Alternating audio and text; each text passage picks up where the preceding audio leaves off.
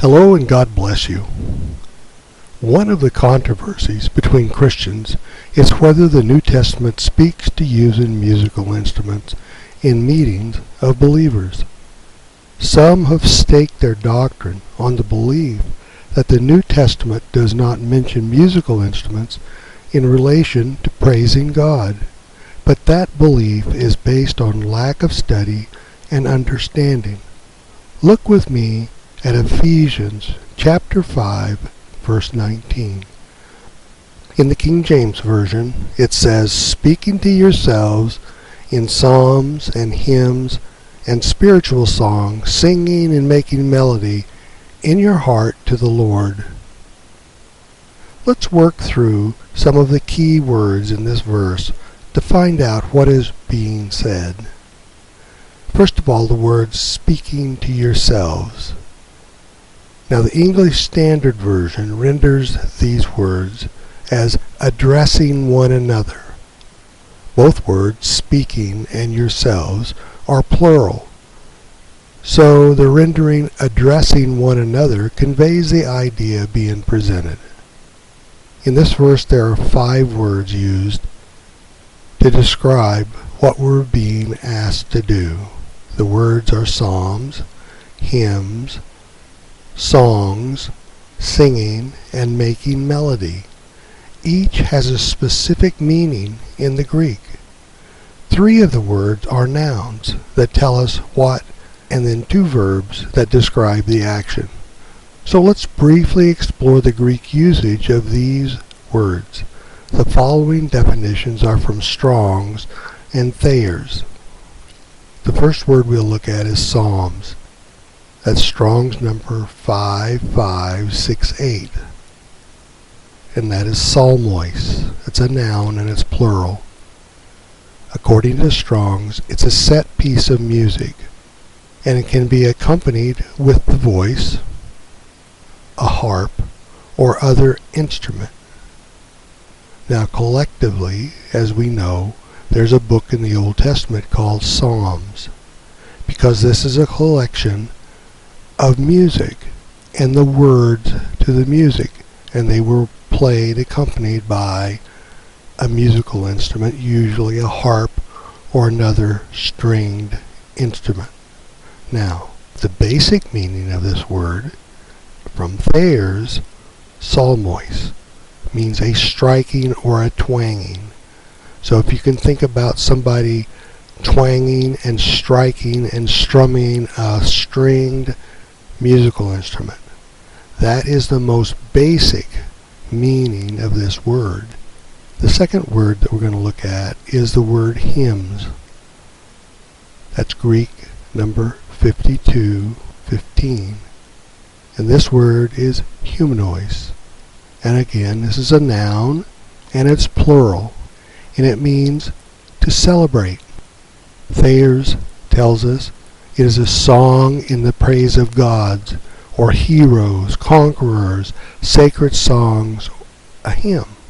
In the Greek times and in the Roman times, when the conquering warriors would come home, the people would line the street and sing hymns to the conqueror. That is the basic meaning of this word. And so in hymns, as believers, we sing hymns about God and about Christ. This is a hymn.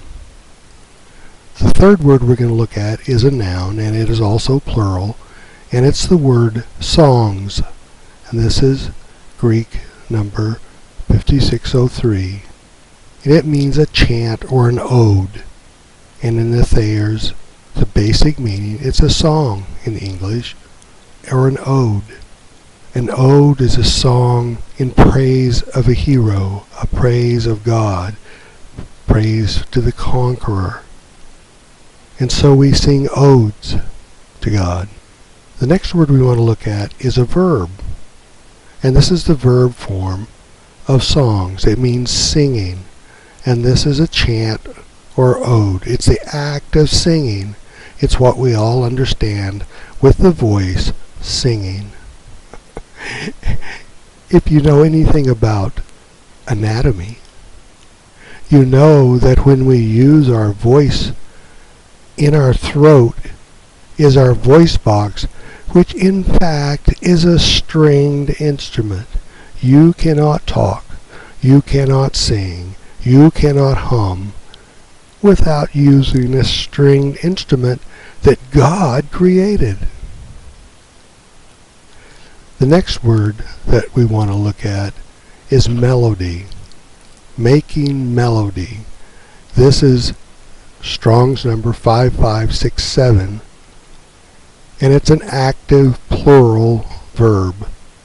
And it means to rub or touch the surface, to twitch or to twang, to play on a stringed instrument, to celebrate the divine worship with music accompanying odes. And so these are the 5 words that we want to look at. And this word melody, according to Thayer's, it's to cause to vibrate by touching or to twang, to touch or strike a chord, to twang the strings of a musical instrument so they gently vibrate. It means to play a stringed instrument, to play the harp, and so on. So with a simple look at the meaning of the original writer's words, we can see that musical instruments are intrinsic to the intent of the verse. All are plural, which supports the one another idea of gathering of believers in any form. You know, Jesus said, when 2 or more come together, the verse leaves no question that we are free to celebrate and praise God with singing and musical instruments as we are led by Christ in us. That is the key. Christ in us is the key. As Christ leads you, worship. There is a time for silence and a time for music, and there's a time for song. There are times for joyful celebration, and there's times for somber reflection. If we are allowing Christ to live in us and through us, we will express the words of the shepherd, and we will display our joy and thankfulness in whatever form Christ in us desires. In the flesh, we so want to be right and for others to be wrong. But it's not about us at all. It's about Christ living in us and through us. It is only in the flesh that we build religious walls and condemn other believers for the way they praise God. Paul wrote, "There is nothing unclean of itself. What we think, do, and believe determines whether it is or not." A simple way to know is to ask yourself, who's being showcased? Is God being honored, praised, and worshipped? Or are you?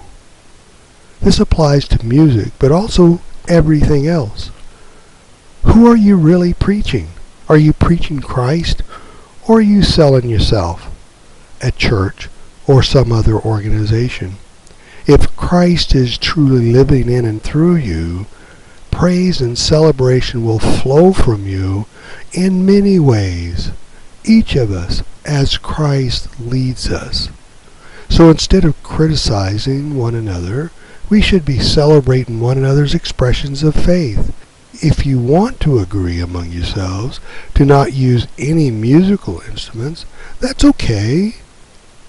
But when you tell other believers that it's a sin to follow the directions of Ephesians 5:19, you are letting the flesh rule.